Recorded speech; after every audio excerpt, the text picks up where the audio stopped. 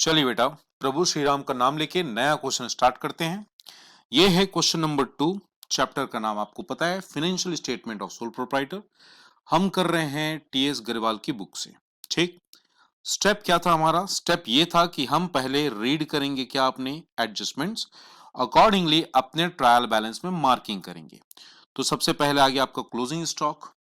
Closing stock की जगह, closing stock का प्लेस आपको पहले से पता है, ट्रेडिंग के क्रेडिट साइड में डालना है और बैलेंस शीट में एसेट साइड पुट करना है। Is that clear? नेक्स्ट है depreciate plant and machinery by 4000। तो हमारे पास 40,000 की प्लांट एंड मशीनरी है, उस पर मार्किंग करेंगे। उसके बाद राइट ऑफ बैड डेट 5000। तो हमारे पास सन्ड्री डेटर है, उस पर मार्किंग करेंगे। और बोले 400 इज ड्यू फॉर रिपेयर, तो रिपेयर पे मार्किंग करेंगे। क्लियर? हमने कर ली मार्किंग, अब इसकी करेंगे पोस्टिंग। सबसे पहला आइटम हमको गिवन है कैपिटल का। कैपिटल को हम ट्रेडिंग में नहीं डालेंगे, पीएनएल में डालेंगे, बैलेंस शीट में डालेंगे। बैलेंस शीट में यहां पे लिखेंगे कैपिटल, और कैपिटल का वैल्यू इनर कॉलम पे लिखेंगे, क्योंकि इसमें प्रॉफिट लॉस ड्राइंग को मुझे एडजस्ट करना है। अगला आइटम क्या आ जाएगा मेरा? Creditor. Creditor is definitely my liability. Balance sheet के लायबिलिटी साइड में आप लिखेंगे क्रेडिटर, और जो वैल्यू है बस उसको पुट कर देंगे, विच इज 17,000। मार्किंग नहीं हुई है, टिक नहीं लगा है, तो आप बाहर में लिख सकते हैं। उसके बाद हम आते हैं बेटा रिटर्न आउटवर्ड। ये क्या होता है भाई साहब? ये हमारा परचेज रिटर्न है, और परचेज रिटर्न के लिए मुझे चाहिए होगा परचेज। तो मैं ऐसा करता हूं ना, यहां पे सिंपली मैं परचेज लिख देता हूं, टू परचेज। वैल्यू बाद में लिखूंगा जब वो पॉइंट को मैं कंसीडर करूंगा। अभी फिलहाल इसमें से मैं माइनस कर देता हूं, कितना? 5000, जो रिटर्न की वैल्यू है। Is that clear? नेक्स्ट आता है हमारा सेल्स, और सेल्स को हम अपने ट्रेडिंग के क्रेडिट साइड लिखेंगे यहां पर। सेल्स, सेल्स की वैल्यू इनर कॉलम पे डालिए 1,64,000। 1,64,000। सेल्स के बाद आप यहां देखेंगे प्लांट एंड मशीनरी। बताइए जरा कहां पे आता है? ट्रेडिंग में नहीं, पीएनएल नहीं, कहां? Balance sheet. तो यहां पे लिखेंगे प्लांट एंड मशीन, और बच्चे प्लांट एंड मशीन पे आपने टिक लगा के रखा था। ठीक, वैल्यू तो 40,000 है, लेकिन अगर आप एडजस्टमेंट नंबर 2 पढ़ोगे तो आपको समझ में आएगा, इस पे 4,000 एज अ डेप्रिसिएशन आपको माइनस करना है।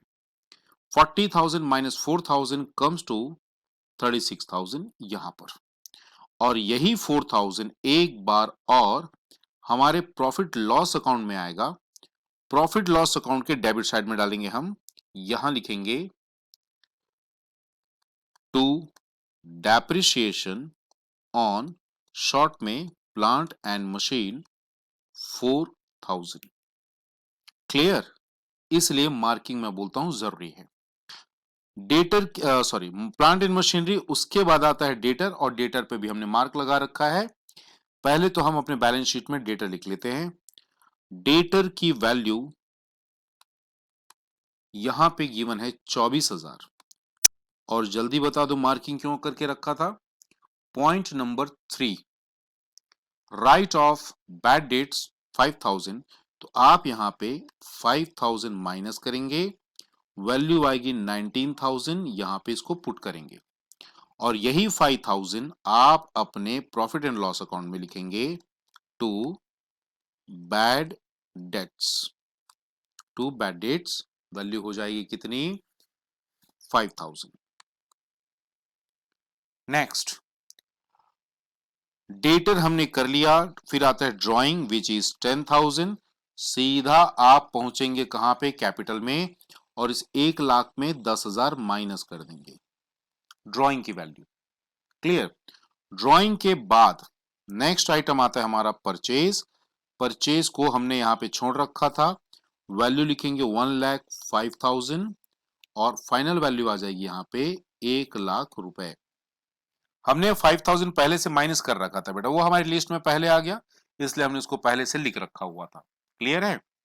परचेज के पश्चात return inward, return inward is nothing but your sales, तो सेल्स से माइनस करेंगे। वैल्यू यहां पे डालिए 3000 और फाइनली बैलेंस वैल्यू आ जाएगी आपकी 1,61,000। क्लियर। सेल्स के बाद हमारे पास सॉरी रिटर्न आउट इनवर्ड के बाद आता है वेजेस। वेजेस हमारे ट्रेडिंग का ही पार्ट होता है, तो यहां लिखेंगे टू वेजेस और वेजेस की वैल्यू दे रखी है 50,000। वेजेस के बाद आप आएंगे बैंक। बैंक की वैल्यू 10,000 सीधा डालेंगे कहां, बैलेंस शीट में, यहां लिखेंगे बैंक और वैल्यू डाल दीजिए 10,000। क्लियर हो रही मेरी बात। बैंक के बाद नेक्स्ट आइटम हमारे पास है repair. Repair is a part of our expenses, तो ये हमारा P&L अकाउंट में आएगा, तो टू रिपेयर लिखिए। अमाउंट अंदर में इनर कॉलम पे लिखना है कि आउटर पे लिखना है, आप बताइए, सोचिए जरा। मैं फिलहाल इसको अंदर में लिखूंगा। क्यों लिखूंगा, क्योंकि इसके साथ मार्किंग है, इसके साथ मार्किंग है। और मार्किंग क्यों है, पॉइंट नंबर 4 की वजह से। 400 इज ड्यू फॉर रिपेयर, तो इसको हम बोलते हैं आउटस्टैंडिंग एक्सपेंसेस। आउटस्टैंडिंग एक्सपेंसेस या आउटस्टैंडिंग रिपेयर भी लिख सकते हैं। यहां पे आप लिखेंगे 400, तो फाइनल वैल्यू आएगी आपकी 900। सेम आइटम आपका बैलेंस शीट में लायबिलिटी कॉन्स्टिट्यूट करेगा, यहां लिखेंगे आउटस्टैंडिंग रिपेयर और वैल्यू कितनी, 400। क्लियर हो रही मेरी बात। नेक्स्ट आइटम पे आएंगे, stock on 1 April, it is what, opening stock, जिसका इंतजार था वो सामने आ गया है। यहां डालेंगे टू ओपनिंग स्टॉक और वैल्यू हो जाएगी ओपनिंग स्टॉक की वैल्यू 20,000। इसके बाद ओपनिंग स्टॉक के बाद हम यहां पे अगला आइटम उठाते हैं, रेंट 4,000। कोई एडजस्टमेंट नहीं है, डायरेक्टली डालेंगे कहां, P&L अकाउंट पे, तो टू रेंट और रेंट की वैल्यू है 4,000। बस लिखते जाइए, आगे बढ़ते जाइए। रेंट के बाद मैन्युफैक्चरिंग एक्सपेंस, मैन्युफैक्चरिंग एक्सपेंस कहां पे आएगा, पहले भी कर चुके हैं। मैन्युफैक्चरिंग एक्सपेंस हमारे ट्रेडिंग का डेबिट में आएगा। वैल्यू कितनी मैन्युफैक्चरिंग एक्सपेंस की, 8,000। मैन्युफैक्चरिंग के बाद हमारे पास आते हैं general expenses. General expenses P&L का डेबिट, तो यहां लिखेंगे टू जनरल एक्सपेंसेस और वैल्यू है जनरल एक्सपेंसेस की 7,000। जनरल एक्सपेंसेस के बाद हम आ गए हैं बैड डेट्स। बैड डेट्स हम डालेंगे अपने P&L के डेबिट साइड में, टू बैड डेट्स और वैल्यू है बैड डेट्स की 2,000। इस बैड डेट को आप बेटा इसके साथ ऐड करके भी कर सकते थे, मतलब इसका दूसरा ट्रीटमेंट क्या हो सकता था, आप यहां पे इसमें 2,000 और ऐड करके ऐसे लिख सकते थे और इसको हटा सकते थे। दोनों में से कोई सा भी ऑप्शन आप चूज कर सकते हो, दोनों बिल्कुल अपनी जगह पे सही है। क्लियर। चलिए मैं ऐसा कर लेता हूं, इसको 2,000 यहां पे ऐड कर लेता हूं, बैड डेट्स। बैड डेट्स के बाद अगला आइटम है कैरिज इनवर्ड, और कैरिज इनवर्ड की वैल्यू है 1,500। ये मेरे P&L सॉरी ट्रेडिंग के डेबिट में आएगा, टू कैरिज 1,500। और उसके बाद लास्ट है इलेक्ट्रिसिटी, जो मेरी फैक्ट्री का चार्ज है। तो फैक्ट्री का चार्ज होने की वजह से मैं इसको अपने ट्रेडिंग में डेबिट साइड डालूंगा, टू इलेक्ट्रिसिटी चार्जेस लिखिए या एक्सपेंसेस लिखिए, वैल्यू है हमारी 1,000। बस बच्चे हमने तीनों स्टेटमेंट बना लिया है। अब क्या करना है आपको अच्छे से पता है, हमको लगाने हैं सबके टोटल।